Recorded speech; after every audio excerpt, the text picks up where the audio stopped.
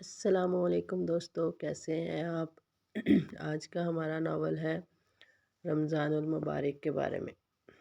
رمضان المبارک ایک بہت ہی خوبصورت مہینہ ہے جس میں انسان اللہ تعالیٰ کے بہت قریب ہو جاتا ہے۔ رحمتوں والا مہینہ ایک روح کو چھو لینے والا اسلامی ناول ہے۔ اگر آپ لوگوں کو میرا یہ ناول پسند آئے تو میری ویڈیو کو لائک کریں، شیئر کریں اور زیادہ سے زیادہ میرے چینل کو سبسکرائب کریں۔ چلیں ہم اپنا ناول شروع کرتے ہیں۔ بسم اللہ الرحمن الرحیم۔ رمضان آنے میں صرف 3 دن باقی تھے، مگر عائشہ کے دل میں وہ خوشی نہیں تھی جو ہر سال ہوا کرتی تھی۔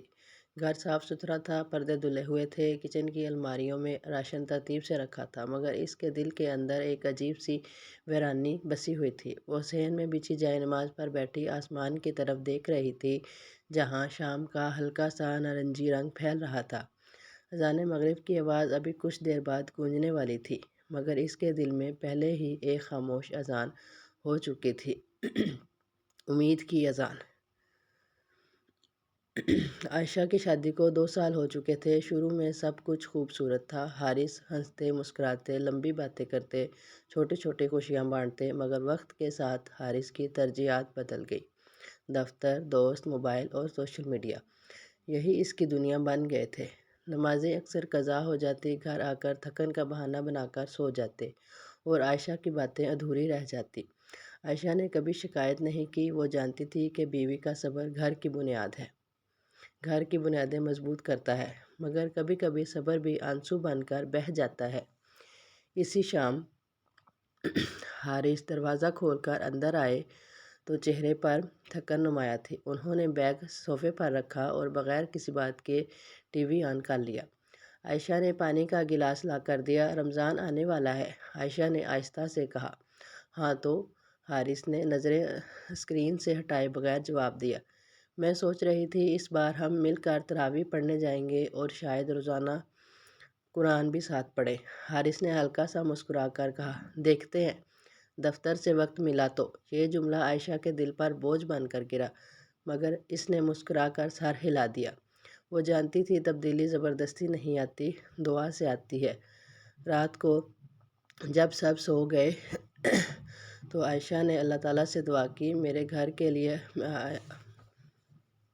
یا اللہ اس رمضان کو میرے گھر کے لیے ہدایت کا ذریعہ بنا دے، میرے شوہر کے دل میں اپنی محبت ڈال دے، ہمارے رشتے میں برکت عطا کر دے۔ اس کی دعا میں درد بھی تھا اور امید بھی۔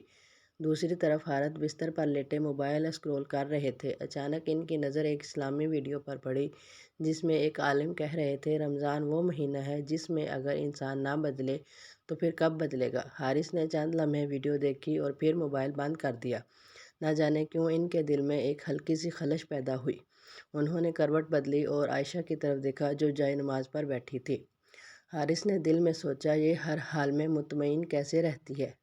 کیا واقعی اسے مجھ سے کوئی شکایت نہیں؟ اگلی صبح فجر کی اذان ہوئی تو عائشہ نے نرمی سے حارث کو جگایا۔ نماز کا وقت ہو گیا ہے، حارث نے آنکھیں ملتے ہوئے کہا، بہت نیند آ رہی ہے، تم پڑھ لو۔ عائشہ خاموشی سے اٹھی، مگر آج اس کے دل میں مایوسی نہیں تھی۔ اسے یقین تھا کہ اس بار رمضان کچھ بدل کر جائے گا۔ 2 دن بعد چاند رات تھی، محلے میں بچوں کی آوازیں گونج رہی تھی، ہر گھر میں تیاری کا شور تھا۔ عائشہ نے بھی کچن میں مصروفیت بڑھا دی، سموسوں کی فلنگ تیار کر لی اور رمضان کی تیاری میں جوش و خروش سے لگ گئی۔ کھجوریں ڈبوں میں رکھ رہی تھی اور دل ہی دل میں سوچ رہی تھی کہ پہلا روزہ کیسا ہوگا۔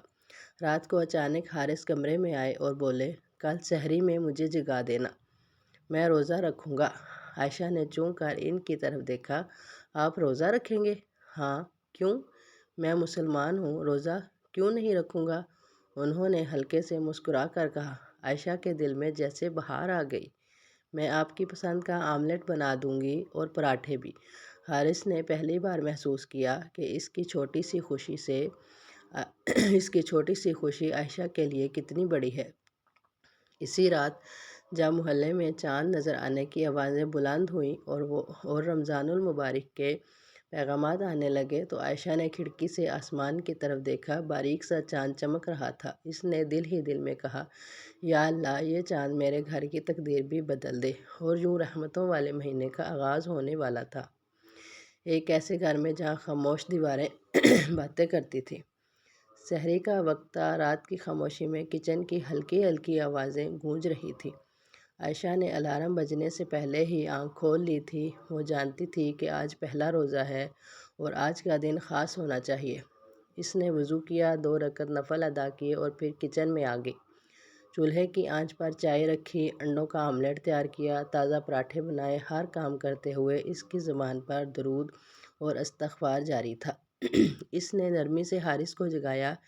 اس بار حارث نے آنکھیں کھول کر فوراً اٹھنے کی کوشش کی۔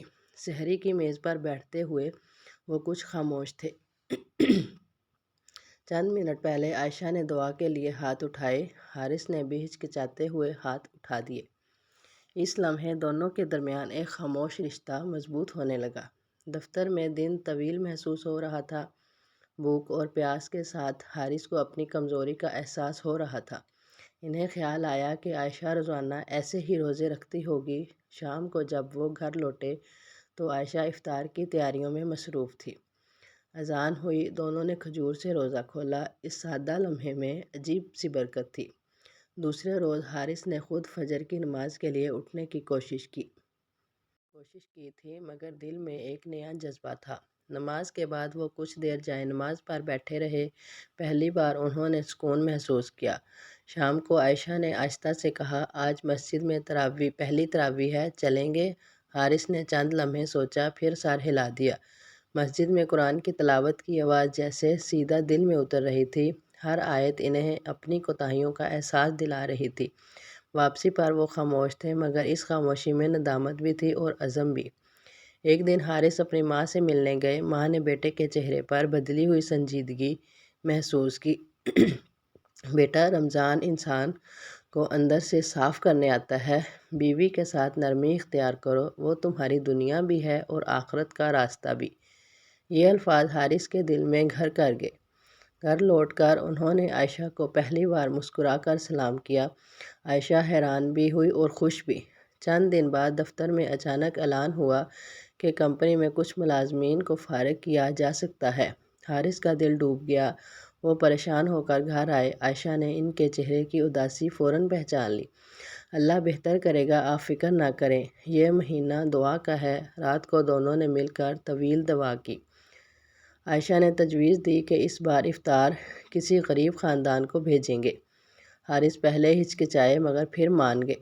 جب وہ کھانا دے کر آئے تو ایک بوڑھی عورت نے ہاتھ اٹھا کر دعا دی، اللہ تمہارا گھر آباد رکھے۔ وہ دعا سیدھا حارث کے دل میں اتر گئی۔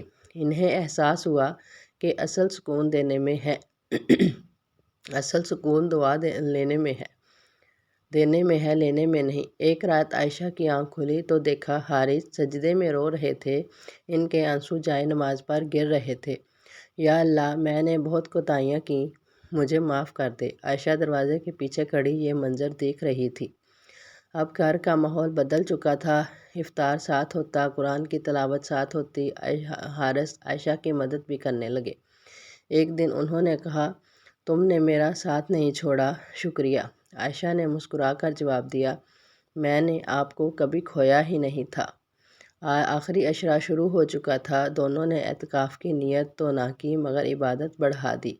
لیلۃ القدر کی تلاش میں راتیں جاگنے لگے۔ گھر میں قرآن کی آواز گونجتی، دعاؤں کی سرگوشیاں ہوتی۔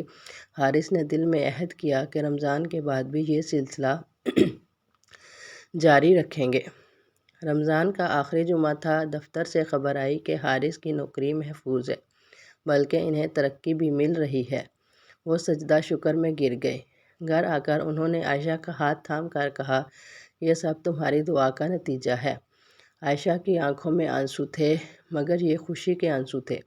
رمضان نے ان کے گھر کو بدل دیا تھا۔ رحمتوں والا مہینہ واقعی رحمت بن کر آیا تھا۔ دلوں کو جوڑ گیا، رشتوں کو سنوار گیا اور ایک انسان کو بدل گیا۔ اور اسی کے ساتھ ہم اپنے ناول کو ختم کرتے ہیں۔